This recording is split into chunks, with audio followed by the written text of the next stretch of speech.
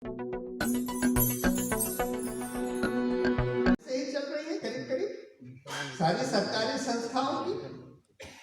और तो इनको तो ठीक किया जा सकता है, ये तो ठीक होना ही चाहिए। और दूसरी बात कि जहाँ जहाँ रेगुलर नौकरियां होनी चाहिए थी, स्कूल, चाहे आप स्कूल के टीचर ले लीजिए, चाहे दूसरे कर्मचारी ले लीजिए, सब जगह रेगुलर कर्मचारी को हटा हटा कर कॉन्ट्रैक्ट पर लगाया जाना। Contract teachers, contract employees, contract ये जिनको मिनिमम वेजेस भी नहीं दिए जाते, रेगुलर वेजेस है उसके बहुत कम दिए जाते। तो ये सब तो हम लोग आसानी से ठीक कर सकते हैं। ये मतलब ये तो सरकार की इतनी बड़ी नाकामी है कि ये भी नहीं ठीक कर पा रहे। तो इन सब चीजों के लिए तो युवा का हल्ला बोल होना ही चाहिए।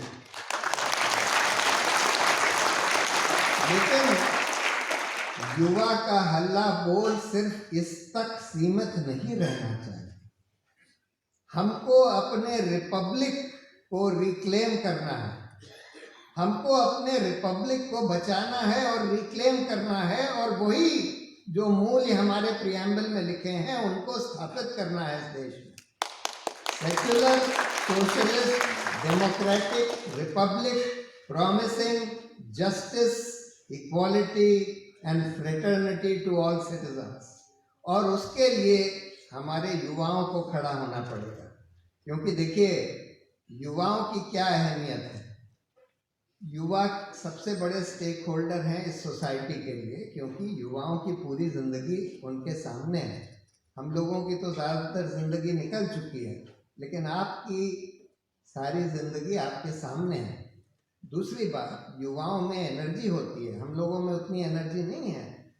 युवाओं में एनर्जी होती है और युवाओं में नए आइडियाज़ होते हैं। इसीलिए जो आप देखेंगे कि आईटी कंपनीज वगैरह सब यंग लोग ही शुरू करते हैं, नए नए आइडियाज़ उन्हीं के पास होते हैं। तो इसलिए सबसे बड़ा दायित्व इस देश के रिपब्लिक को बचाने का और उसके मूल्यों को स्थापित करने का युवाओं के ऊपर है। और मुझे पूरी उम्मीद है कि आज जो शुरुआत युवा हल्ला बोल ने करी है, इसकी गूंज पूरे देश में जाएगी। इस देश में एक बहुत बड़ा सिर्फ युवा संगठन ही नहीं, एक बड़ा युवा मूवमेंट खड़ा होगा। एक नई जन जागृति युवाओं में होगी, छात्रों में और युवाओं में, जो कि इस देश के आगे चलकर इस देश के रिपब्लिक को रिक्लेम करेगी, उसको बचाएगी और वही मूल्यों को स्थापित करेगी जो हमारे संविधान में लिखे हैं। जय हिंद।